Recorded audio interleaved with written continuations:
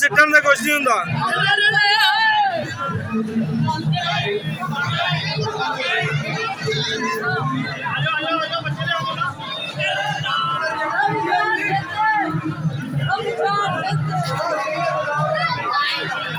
ਬੱਚਿਆਂ ਦੇ ਸਿੱਟੋ, ਬੱਚਿਆਂ ਦੇ ਸਿੱਟੋ, ਬੱਚਿਆਂ ਦੇ ਸਿੱਟੋ।